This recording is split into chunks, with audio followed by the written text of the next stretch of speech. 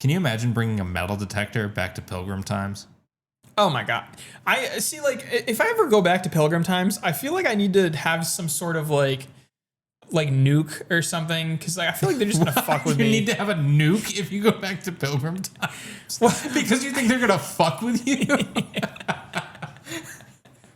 Like, imagine imagine the story that would create where you go back in time to the Pilgrim times and like, you're like, hey, what's up, Pilgrims? I have a magnet. And they're like, we're gonna kill you because of that. And then you set off a nuke and then you're in the history books forever, you know?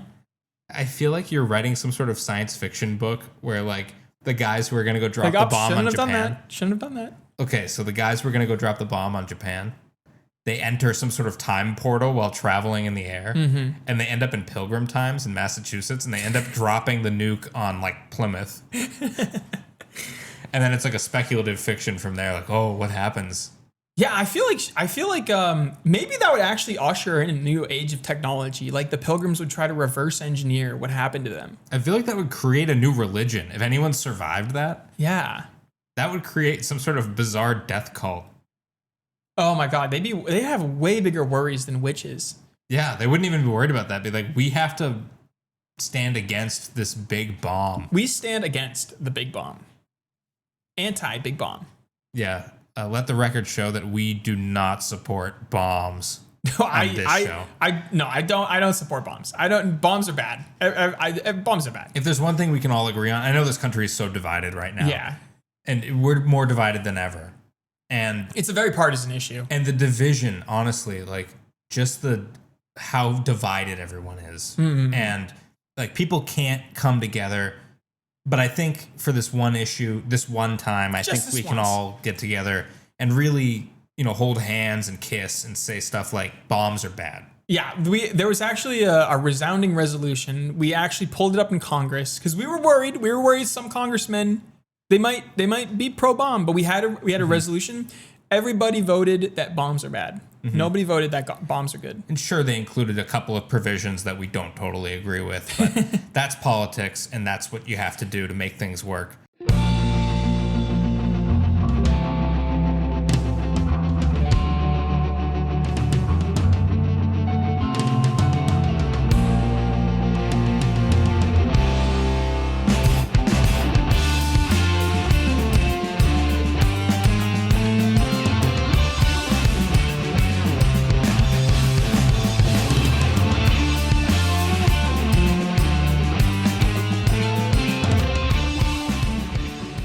You're listening to The Edge of Talking, the podcast about topics where we attempt to discuss the topic, or not.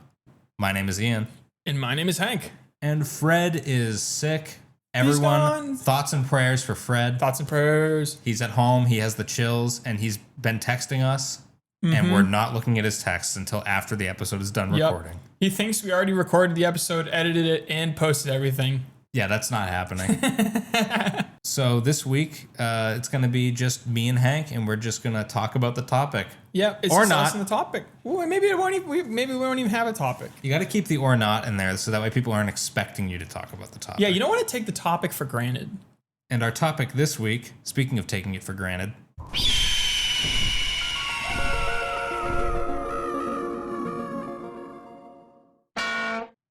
fire.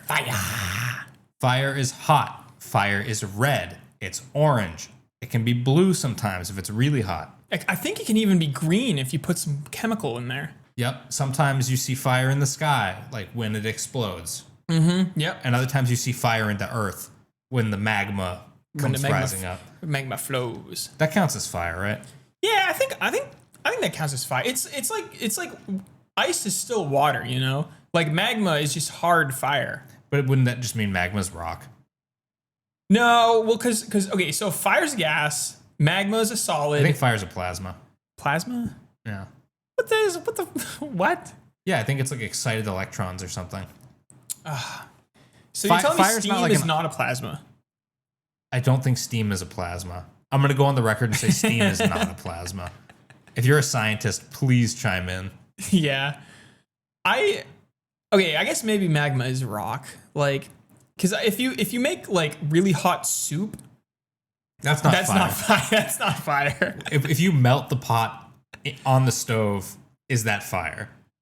No, but if you put ramen with no water in the microwave, that is fire. That is That does fire. turn to fire. Yeah, we'll let Fred tell that one on another episode. Is there a temperature at which it is so hot that it is essentially fire? Like when you turn red, when the thing turns red. Like if there was a piece of metal that was so hot that anything that touched it caught on fire, would that metal be fire? On fire. I think that's a logistics issue because if the metal was like covered in stuff, like a little piece of paper or something, and the piece of paper catches on fire, the piece of paper wouldn't catch on fire if the metal wasn't on fire. So maybe it's like an invisible kind of fire. Because there is also invisible fire. That's true. And there's also cold fire, which I was doing a little bit of research on. Cold fire? Yeah, it's like there's a certain amount of alcohol that you can burn where the flame burns at only 400 degrees Oh. instead of like 1,000 degrees. Dude, I was picturing like a cold fire that you can touch. No, so you can touch it. Your skin actually won't burn immediately. Really? Yeah, it's kind of like dry ice. How you can handle that for a short amount of time. Or a hot potato. Yeah. Ooh, a hot potato. Yeah. Do you remember we had that potato that electrocuted you? I did. I was thinking about that. And yeah. you were afraid of that. I was very afraid of it, but I was afraid of the idea of it because once I actually felt the potato and I got shocked, I was like, "That's fine." It's a 9-volt battery. It's not like it's it's not attached to the wall. Dude, sometimes you don't plug in an extension cord to play with the electric hot potato. It's the fear of what it could be, though. It's the unknown. Mm-hmm. Also, like 9-volt batteries. Like those are for babies, dude. Even babies can suck on those, dude. Yeah, babies eat 9-volt batteries all the time. I that's probably the most exquisite taste, I think, is licking the 9-volt battery. You've never done that, have you? No, I have. It tastes like really tingly and kind of weird. I've been shocked from a wall outlet before, and that was a fun experience. Like really, the full one, the full blast, Yeah. not just a little static Oh, shock. I got hit with the full blast. Just to give the listeners a taste of what I was doing in my apartment, I was setting up a lamp, and the lamp came in like 3 pieces. So I set up the first 2 pieces, and I kind of like loosely was holding the third piece, which has the socket for the light bulb. So I'm holding the socket, and I plug the thing into the wall, and I immediately just start feeling like my hand just like all of my muscles constricted. So I'm like gripping the thing that's shocking me really hard. No. And then I'm like, shit. And I let everything fall. And then afterwards, I couldn't open my hands. Oh my God. Did it I assume that hurts, right? Does that hurt? It could. And I honestly think that the only reason I didn't get shocked worse was because my right foot was on the ground and my left hand was holding the shock. So it was cutting across my body into my right foot. Because if I had my left foot, I think it would have gone to my heart. Oh my God. Holy fuck. So I don't know if the voltage was high enough to do any damage. And I don't know the difference between voltage and amperage, so don't come at me. Yeah, honestly, the static shocks are, because now that it's winter, anytime I do anything, like literally anything in my apartment, I'm fucking getting the little trick gum thing shot onto me every fucking time. Trick gum? Yeah, you know the trick gum, you take the piece out, it gives you a shock. Oh, yeah. Like, I get that feeling when I touch anything in my apartment. Like, I'm just constantly getting zapped, and sometimes it's like a big zap, and my fingers kind of hurt, especially my fridge, dude. I have a whole pattern at work where I get up from I have one of those plastic floor mats that the office chair slides around on. So I'm picking up tons of charge, and it's all carpeted. So when I leave I was going to say my apartment. It's my cubicle. I don't live at work. Don't at me. I don't live at work. So I always touch my forearm to the edge of the drywall because there's that piece of metal they put between 2 pieces of drywall. I can always discharge my arm there. Oh yeah. I can do it. I can do it in the same spot every time, and that makes me feel good because then I don't get shocked in the doorknob, which is the worst place to get shocked because then everyone thinks you're afraid of the door. Yeah, I because sometimes I'll just amass charge, especially if I get up from my chair, and I can literally walk by the little metal thing in the walls or whatever, and all my hair stands up, and that's kind of not really super comfortable and feels weird. I'm I would rather my hair be in a normal place, and then I go to open my fridge and I get a fucking big old zap. So fire and electricity, they're different, but in Avatar: The Last Airbender, the fire lady, she can do electricity. Yeah. See, I think they're kind of similar. I think fire and electricity are like kind of the same thing a little bit. They're kind of like cousins. Yeah, because with electricity, it's like if you give him a treat, like if you gave him like a little stick or some kindling, he would turn it into fire. Mm-hmm. But I guess if you have fire, you can't really. Well, I guess you could use it to boil water, and then you could kind of turn it back into electricity. I think it's all part of the same cycle. It's all the cycle, dude. It's all the big boiling water wheel. And speaking of cycles, I think I'll introduce our first topic here. So I've got a little thing here. It's kind of a fact sheet about incinerating toilets. Oh, hell yeah. Which is probably the coolest use of fire, in my opinion. Yes. To burn human shit. So I figured instead of going through and sharing every single thing about incinerating toilets, I would open up the floor for questions to you. To me. Mm-hmm. So what do you want to know about incinerating toilets? Okay. So first, I want to know, is there like a lid? Because like, you know there is a lid. Yeah. Tell me about the lid. Tell me about the lid. Let me pull up a product photo. So here we have an example. This is the American Incinolay. Oh, it's like a bidet, but with fire. Incinolay. It burns your asshole with a flamethrower. That's a great idea. Yeah, so it does have a lid, but it's also got like a whole ventilation system and a drawer. A drawer? Yeah, to remove the ashes. Oh, the ashes. Yeah. The ashes from my asses. Mm-hmm. That's right. And they say you can use it a couple of times before you need to, start the system to burn up all the shit. Oh, so it's like it's got one in the chamber, as they say. Yeah. So the floor is still open to questions. I expect you to continue pushing along. So fire, and say I'm on the toilet and I let out a fart. Do I have to worry about some sort of ignition with the fire in there? So a couple of the things you can't flush farts. They will not let you flush farts. It's far too dangerous. The methane is so explosive. No. So you can't flush alcohol wipes, which honestly, okay, that makes sense. Wiping your ass with an alcohol wipe, already a nightmare. Is that what dude wipes are? No, dude wipes is just a guy telling you it's okay to wipe, which is really funny. That you need a guy to tell you it's okay to wipe your ass. I need his permission. I didn't know it was a thing I could do. Yeah, there's nothing more masculine than asking for permission to wipe your own ass. I can't use these wipes. These are women's wipes. Women wipes. I bet you there's a dude. Hang on a second. Folks, I'm going to look up to see if there's a version of dude wipes for women. Like dudette wipes. If dudette wipes are real, I'm going to be very upset.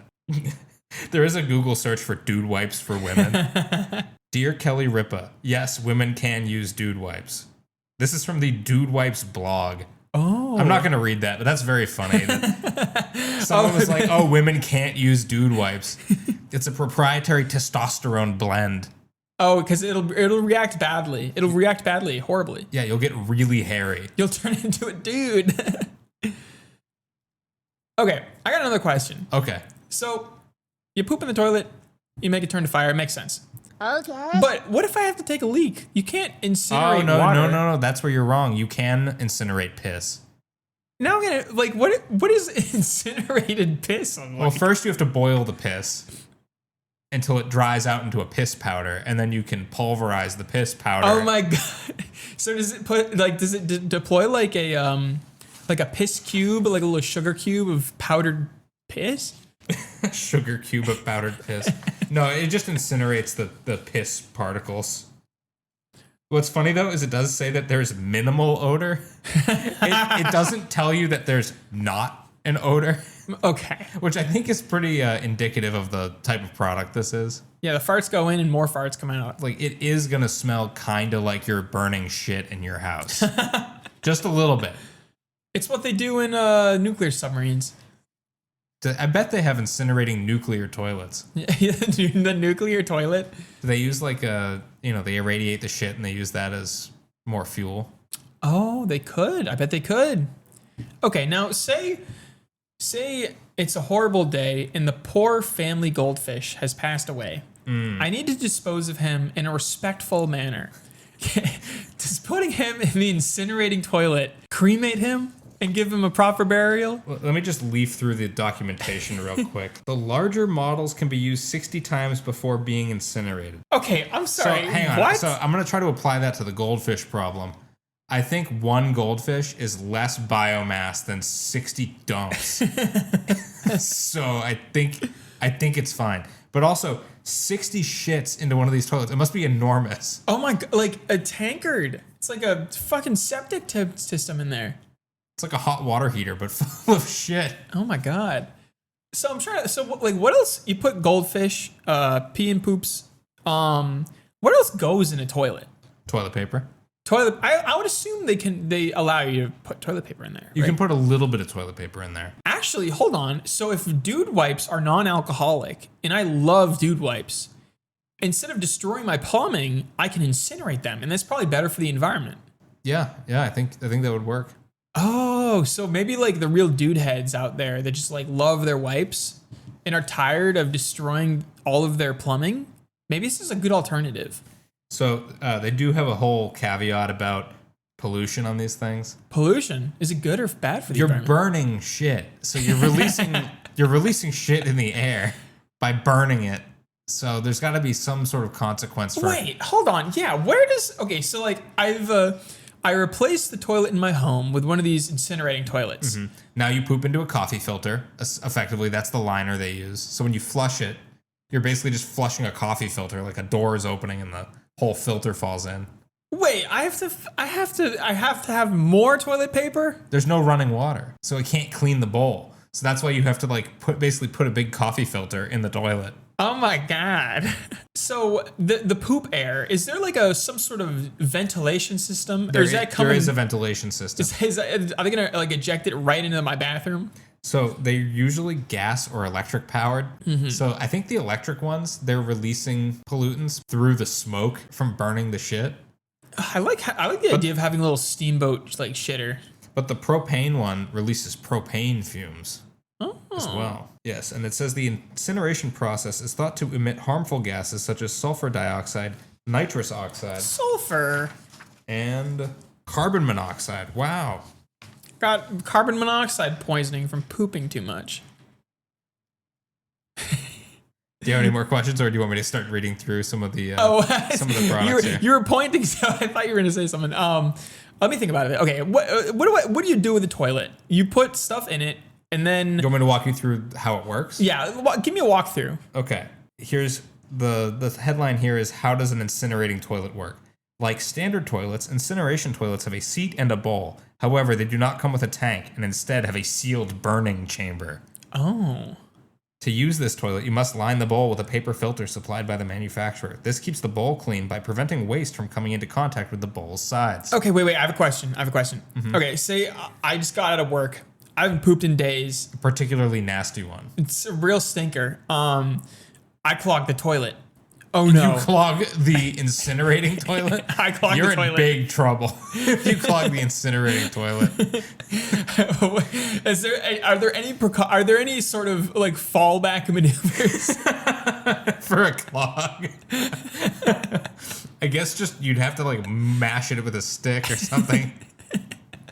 I bet you it's just a trap door. I bet you it's not like a tube. There's no reason for there to be like a tiny opening at the bottom. No, dude, like I really had to go. I guess you could like open the tray that it falls into and you could just shit in there. You know it's going to be a big one. Okay, another question. Okay. Say there's a toilet malfunction.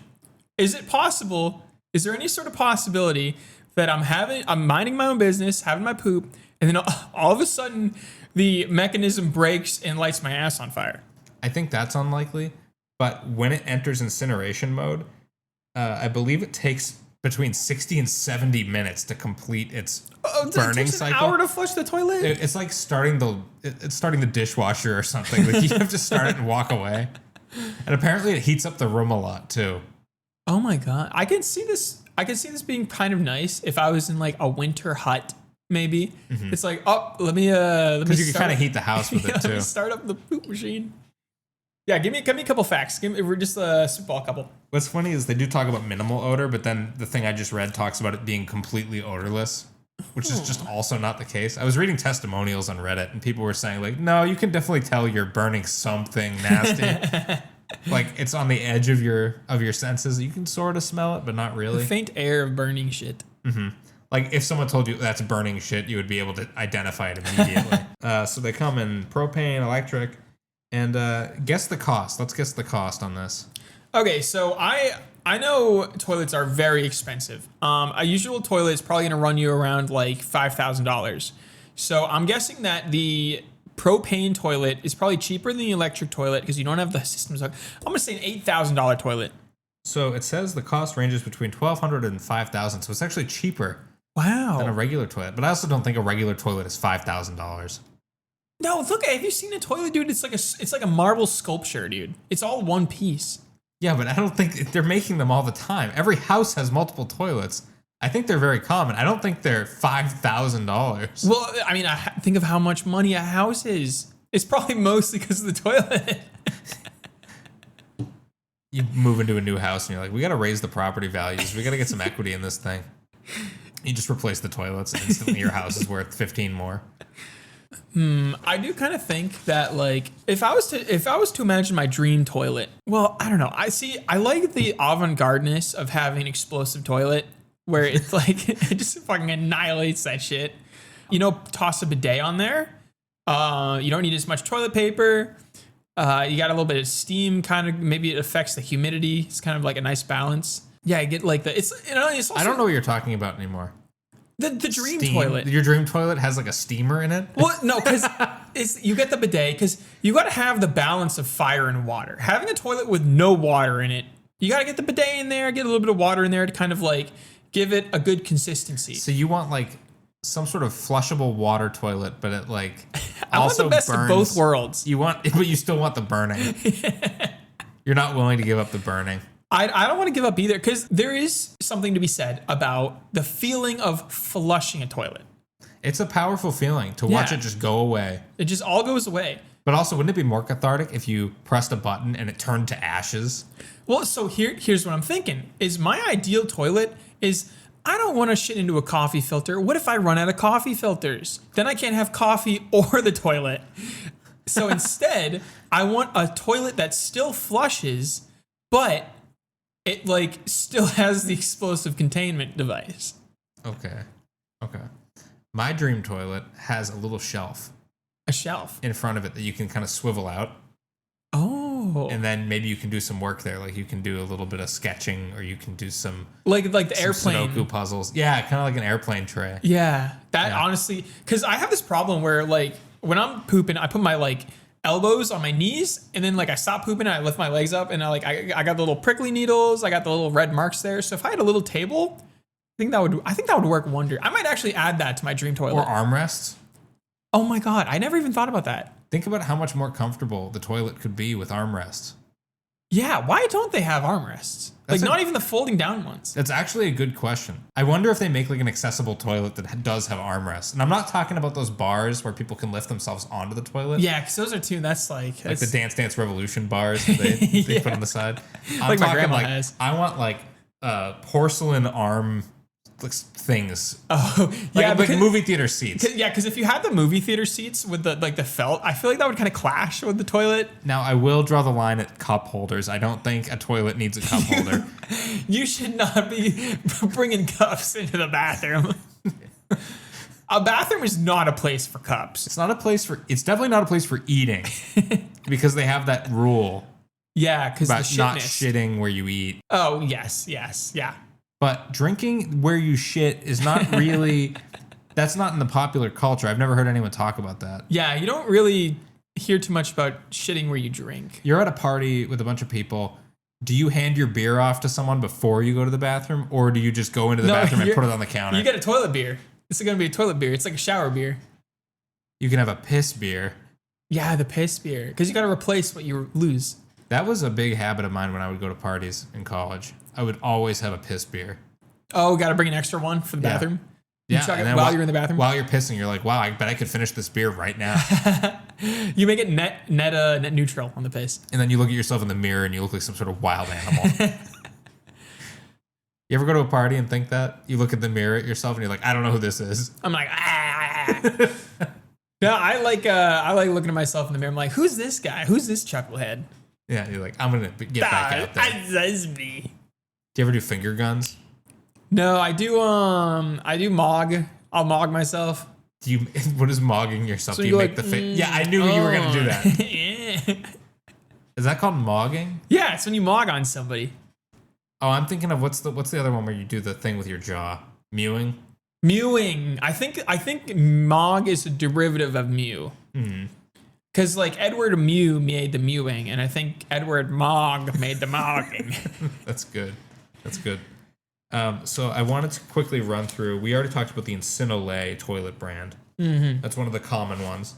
There's also one called Cinderella. Oh, Cinderella. Which is such a great name for a toilet. Okay, hold on. What is that cute little tiny little toilet I see right there? That's so small. The Cinderella. It is so small. That's the Cinderella. Okay, I love the idea of having a portable toilet that I can just like put in my backpack. And so if I ever need to use the bathroom, I can just whip it out and like I don't even need to look for a public restroom. So let's talk a little bit about the Cinderella, all right? Yeah. $4,130.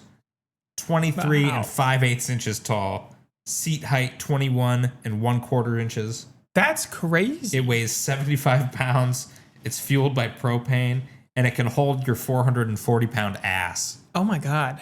Or you and your wife's ass. Oh my god, it's like the double layered toilet. You can go together. You ever see the old timey Renaissance toilet the peasants use? Yeah, the back-to-back one. That one's wicked funny. Yeah. Honestly, the proto toilet where it was just a hole and like you're in a hall of toilets where there's like 20 toilets and everybody's just like shitting together. That's crazy. Do you remember the toilet cliff? Yeah, I had horrible nightmares about the toilet cliff. Like they build a room. They basically build a shed on the outside of a building. And then they have the poop pit. Yeah, underneath the... And people will, in like a tragic style, fall through the toilet into the pit and die. Yeah, you'll fall 60 feet into a pile. And just perish.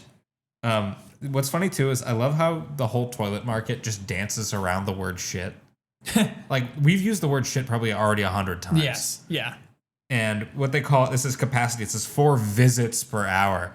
Oh my god, the VPM on that thing? I would call it like deposits if I was trying to be very polite about it. I think I've always been a fan of the word feces. Yeah, but you don't feces like a verb. You don't walk into the bathroom and feces. Hold on, I'm gonna go feces real quick. Because feces comes from the word defecate. Defecate. Defeces. Okay, that makes sense. Defecate. Defeces. Yeah, you defecate defeces. That's right. I bet you the listeners are a little off-put by all the toilet talk. Yeah, I hate this is that. A very poo-poo ha-ha. We strayed away from it for a while, but it's just in our DNA, I'm afraid. It has to come back. There's another brand, EcoJohn. EcoJohn. Oh my god, that sounds like a little robot butler or something. A little robot guy. He wheels across your house and you shit in it. He's like a reverse Roomba where like he's like you're like Roomba, I must go, and he comes to you instead of having to walk all the way to the bathroom. I like the idea of an incinerating Roomba. That's like a very Fallout kind of idea. Oh yeah, where it's just a robot that goes around and it sucks things up and it just incinerates them. That honestly, I feel like would be pretty easy to implement too, because you don't need like the vacuum chamber on a vacuum. Like that could easily be an incinerating vacuum. You don't need that big of a chamber. I think more things should just incinerate. Yeah. Like an incinerating toaster that just turns your toast into ash. Everything should have a little smokestack that sprays out smoke. Mm-hmm. Like steampunk style. Smoke punk. Smoke punk. Why haven't they done that? That's kind of cool. Like a really ugly Victorian era, but it's the future. Everyone has a smartphone, but it's like... But it has like a little smoke everywhere. Like the smartphone has like a little chimney on it that sprays smoke. Yeah, everything is polluting. It's like what is it? You know, like eco-punk, where it's like kind of like it's like like everybody fancy. I don't know what I'm trying to think of. Eco-punk. It's like the Watch Dogs 2 game. Yeah. It's like everybody's European. Yes. Well, I think that's all I have to say about incinerating toilets. Hang on, wait a minute. Other applications or uses of incinerating toilets. Rural locations, apartments, construction sites. Okay, these aren't really other applications. This is anytime you would use a toilet, you could use an incinerating toilet. Oh my god, that construction site toilet. Oh, you can see the chamber on this one. It's got like a kind of a steel. I like trap. the blades. Those are kind of cool. There's no blades in there. It looks like a fucking food processor. I did read that a lot of the people who've installed these immediately replace them with a regular compost toilet. Compost toilet? That's just when it basically puts the shit in like a bucket and you just dump the bucket somewhere. Oh. You put sawdust on it. Interesting. Because they were like, they're like, I could not deal with the idea of polluting the air.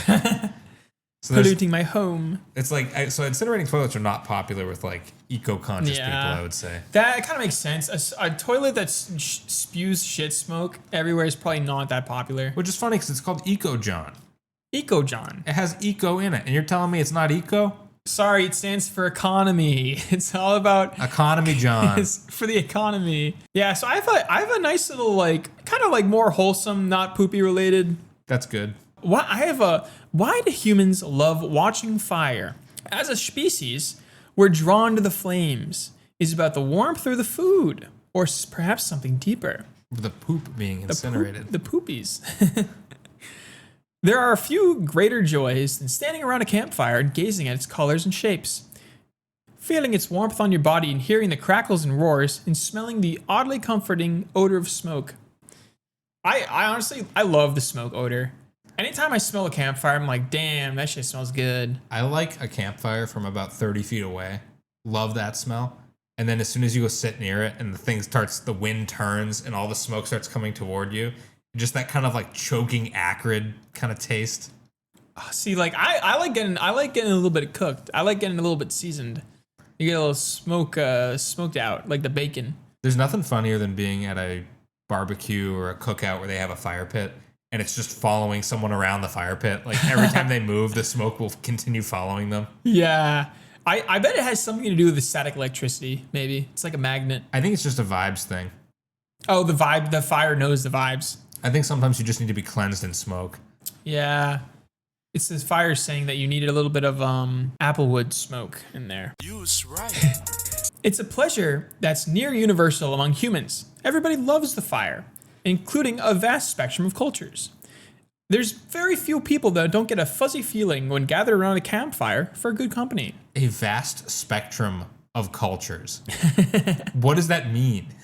Well, you know, why not just say all cultures? Well, like, is there a culture that hates fire? Oh, there's probably like a always getting their house burned down culture. Their house is always burning down. Maybe did Frankenstein ever start a family with that bride of Frankenstein of his? Oh, they probably do not like fire. They don't even need fire. I bet you if there's like a Frankenstein community, they probably do not like fire, but I think everyone else does. Yeah, because like when you say like a spectrum of culture, does that mean like some culture is like low on the culture spectrum? So yeah, what are the ends of the culture spectrum? Because I'm picturing like one culture is like, oh, like we're like fucking we're the French people. We have a lot of culture. We do a lot of culture stuff. And then there's like I'm picturing the opposite of that being like we're the blank culture. We don't have anything. There's nothing special about us. But what's funny is if you had a culture that did nothing, like truly did nothing, they would be interesting because they'd be the only culture that did nothing. So to be the least interesting culture, you'd have to just like do something, but very unremarkably. Yeah, it'd be like we're the we grow cucumbers. We're the cucumber village. Yeah, but that's kind of cool if they had like a cucumber festival.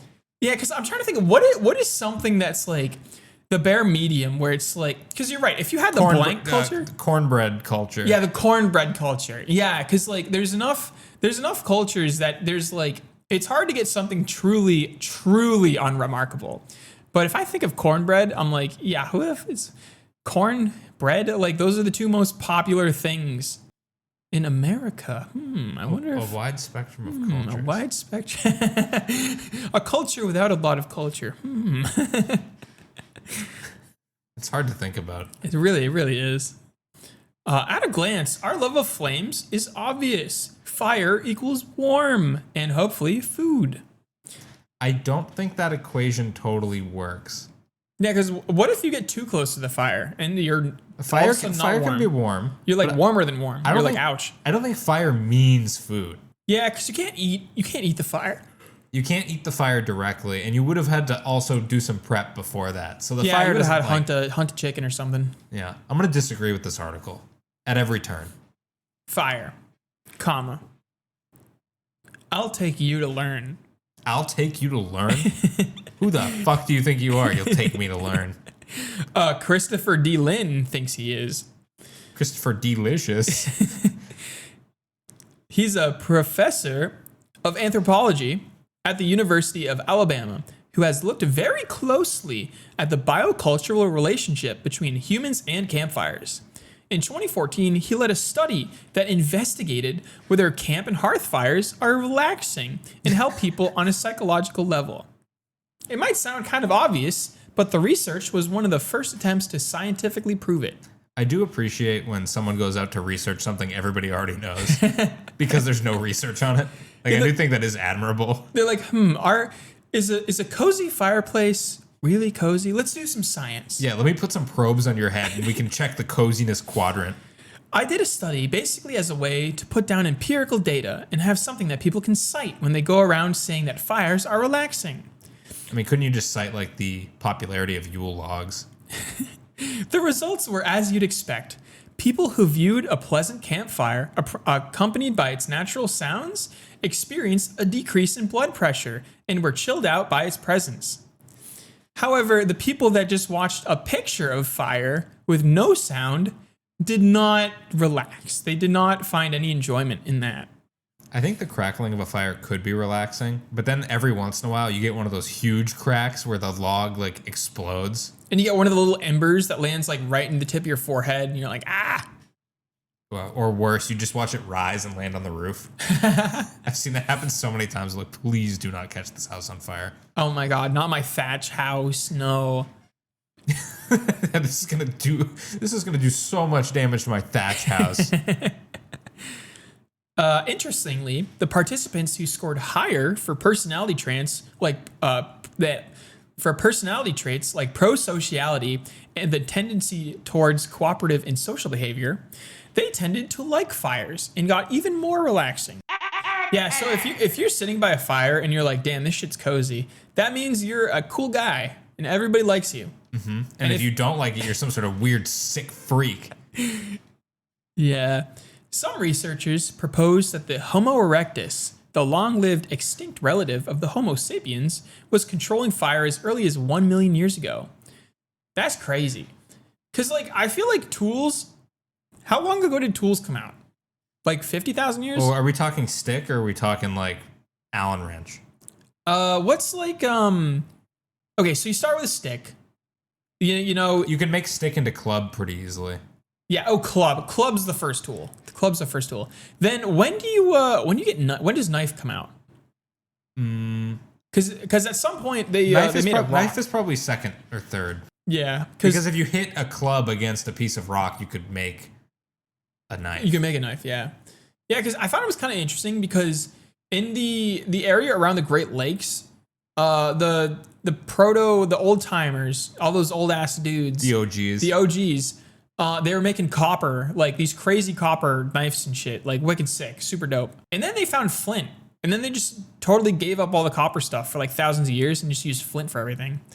Which to make like knives and stuff? Yeah, because like flint, you just I think I've heard about this. Yeah, they had the copper weaponry. Yeah, and it was cool because it was like... Well, copper's soft, so it's probably not a great material to be making like a sword out of. Oh yeah, because if you stab somebody with a copper sword... They're probably just dense. They're probably always sharpening this shit. It's probably more of a club than a sword. But yeah, more conservative estimates say maybe it's like more like 700,000. Yeah, because it's kind of hard to come up with fire because you got to find the right rocks to smack together, and then you got to know how to kindle, and then you got to go to Boy Scout camp or something. Yeah, I feel like fire was probably one of those things that a guy made once, and then everybody forgot, and then he made it again, and everybody forgot again, and this probably happened for like hundreds of thousands of years until eventually someone made it so simple that everyone could know how to do it. Yeah, because I feel like most of the time it's gonna be accidental. You know, you're walking around, you drop something, you light something on fire by accident. One of those little eagles picks up a burning twig to go do some eagle shit. Because eagles also are the only other animal that will do fire. That was actually a hawk sound effect.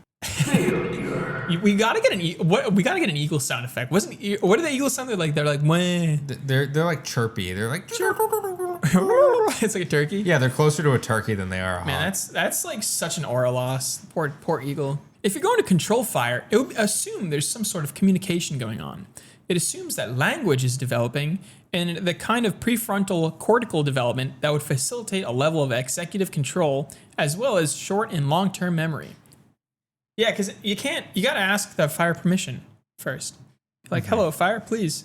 I guess, maybe. I don't know. What do you think cavemans did in the fucking old times? Who knows? But while our bigger brains afforded us the ability to domesticate fire, the flames helped to domesticate fire. Oh my god, yeah, it's like tamed. No. He's using it as a thesaurus synonym. Yeah. Wait, so you have what's the difference between domesticated like a cat and then that thing raccoons do where they're like kind of wild but also kind of fun to have as a pet? Oh, I don't know what that's called. It's like they're being wild, trained, domesticated. Fuck, there's a word for it. I wish I had my brain thesaurus. It's like when you raise them and when you hand feed them. Yeah. It's like there's still wild animals, but they're like traumasticated or something. Oh, I don't know. That could be the word of the day. Traumasticated? Yeah. Yeah, because so people are trying to understand fire. They're lighting stuff on fire. They're getting warm. They're finding out that they're cool guys and they're fun to hang around with because it's pro-social behavior. Like if you're sitting around an evening fire and it's dark everywhere else, you know, it's hard to sneak off and do your own thing. You're not going to have an iPhone to play with, right? Right, guys? Yeah. They're more likely to sit in a common area that's lit and continue whatever daytime activities, whether that's flint napping, making a pot, or whatever the hell cavemen do. I think cavemen probably spent most of the day having sex. Really? Yeah. I think once they were fed and they were just hanging out, it's like, what else are you going to do all day? Do you think they had, was it polyamory? Probably. They probably just slept. They slept in a big pile, right? Isn't that the history of it? Do they have tents? When did they come out with tents? I'm pretty sure they said like early man used to just sleep in a big pile. That makes sense from like, that's what the penguins do. And everybody knows men are somewhat derived from penguin. That's true. Yeah, because like when did they come out with clothes? Like when did they start covering up their ass? I feel like we've had this conversation before. Deja vu. Yeah. I bet you they came up with clothes by accident. I bet you a leopard fell on the guy and just died. He's like, damn, this shit's sick. He's like, I gotta wear this this. is so warm. I should wear this leopard all the time. I should come up with underpants so ants stop biting me in my junk. Which was apparently a real thing back in the day. Well, it's a good reason to invent underwear. Yeah. But yeah, in this vein of thought, fire can be seen as a catalyst that made us into truly social beings. Because he's kind of got a point. You know, it's like, if you're Mr. Caveman or whatever, are you going to hang out in like the sex pile next to the fire? Or are you going to go be like some weird loser all on your own in the darkness? What is phone for a caveman? Like, what is the thing that the kid won't stop doing? And the dad's like, he's like a zombie. He won't even look up from... He won't even unga bunga. He won't even hang out by the fire. He's always too busy... jerking his shit. Probably, but do they have like these magnets? They wouldn't have found magnets. It was definitely jerking off. It was 100% jerking off. What do you bet? Yeah, probably. Because like think about it, like it's like monkeys. All they do all day is jerk off. Yeah. And man comes from monkey. Mm-hmm. So that's probably the same thing. It was probably a lot of boring and weird stuff until they invented sports. Oh yeah, dude. The first guy who came up with the ball. Yeah, wait, what came first, the ball or the wheel? Probably the ball. I think there were round things before there were wheel things. Just like a wheel is... wheels don't show... A ball is a wheel, but a wheel isn't really a ball. I don't think wheels show up in nature. Yeah. I think balls show up in nature all the time. Like, a fruit is basically a ball. Yeah, most fruit is a ball. Is there really no wheel? No, I guess you're right. Have bees made wheels? I guess like a sand dollar is kind of like a wheel. Oh, that is, yeah, that's probably the closest thing to a wheel. I'm sure there's other shellfish that are kind of wheel shaped, but I think that's it. I don't think anything else is wheel shaped in nature. I mean, like humans are kind of nature, I guess. Like, and if like we make a wheel, that means a wheel like has occurred in nature. But no. Has a wheel developed, outside of human engineering? Okay. Well, I feel like bees are probably the best like engineers next to humans, and I feel like if anybody's gonna come up with another wheel, it's gonna be bees. Bees invented the hexagon. Yeah. They invented honey. They invented candles. They invented the fucking flower sex or something. They invented flowers without bees. Shout out to bees. Yeah, if watching a movie on a sofa with your friends or family is a modern parallel of the ancient campfire, perhaps doom scrolling through your smartphone is the psychological and spiritual equivalent of staring at a plastic lighter alone. Oh, because he's saying the fire was the smartphone. You like to watch the changing shapes in it. Actually, I'm just thinking of a product that I would actually like. It would be like a small tea candle burner that makes fireplace sounds. Oh, like little crackling kind of pop rocks in there. Yeah, but you could watch the flame dance around on the candle. But like you can hear the sounds of the campfire. That way you could have a little campfire in your apartment and it wouldn't cause all the sprinklers to go off and drain water into your apartment that you live in. Yeah. Shout out to the quadriplegics in the city. Yeah, maybe we tell that story. That could be a fun story for the listeners. Yeah, let's tell it. So Hank and I used to live together as roommates, and the guy upstairs somehow, inexplicably, because apparently he was paralyzed. Is that correct? Quadriplegic. He had the fancy wheelchair with the one finger to move around with the joystick. We don't know how he did it, but somehow his kitchen cabinets got all chopped up with an axe, and he started a big fire in his apartment, which then, sets off his sprinkler. Fire begets water from sprinkler. Dirty sprinkler water is raining down onto my bed. That was on the 4th floor, right? Yeah, who would have ever thought of getting flooded on the 4th floor of an apartment? So we were on the floor below, and the water started flowing from his unit because he was diagonal and up from us. Yes. It started flowing toward our unit and down, and it completely wrecked Hank's bed. And honestly, I'm kind of lucky because my bed tanked the hit. I had so much like fucking equipment and shit. I had a lizard, like so much shit in there. And it happened to be just like a one fucking like river going through my bed. And then it's not that bad, I guess. It also flooded the light over the kitchen and I lost all my spices. Oh yeah. And then it really put us out for a while. It was really shitty. Yeah, it destroyed our apartment. Mostly because they had to yank out all the drywall. It dodged all of my stuff, which I am thankful for. That we really did luck out. But like your room had a hole you could see into the I could see into the laundry room. I told them that in the front office when I was like, I'm not paying rent, and they're like, why aren't you paying rent? And I'm like, because I can see into the laundry room right now. And then they took all these like 7 industrial fans that they were running in the hallway that they all plugged into our electrical outlets that we had to pay for with a $500 electric bill. Yeah, it was crazy. I wouldn't do that again. Yeah, I also would not do that again, honestly. I probably wouldn't recommend it for most people. Yeah, the more I think about it, the more stressed out I get. I just put that one in a little box that I save for later. Yeah. So I hope none of the listeners have had to deal with something like that. Yeah, definitely. It's not fun. Being put out of your apartment sucks. Luckily, all our shit was still fine, but that was very nice.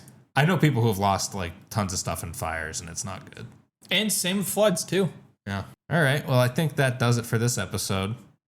Yeah. I think we talked about fire, right? We talked a pretty like everybody loves fire. Fire's cool. Fire, cool guy. Fire has even infiltrated the toilet industry, which was something that, was previously thought impossible. Yeah, because previously it was mostly for the caveman industry. The caveman industry.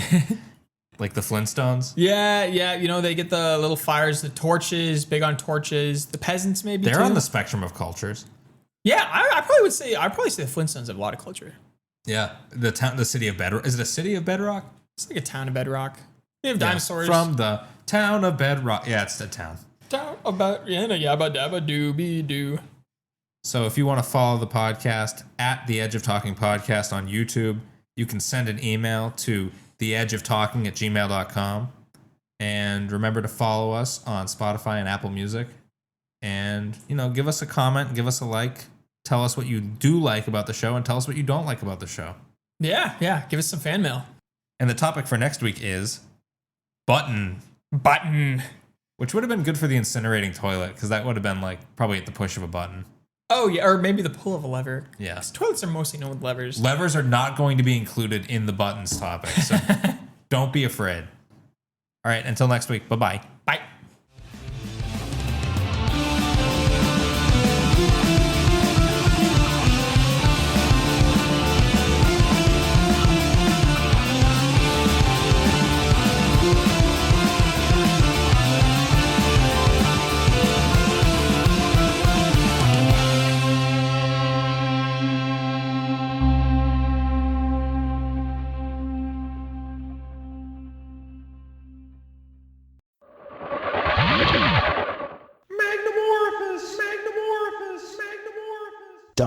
.org. The whole shebang. Carbon monoxide poisoning from pooping too much.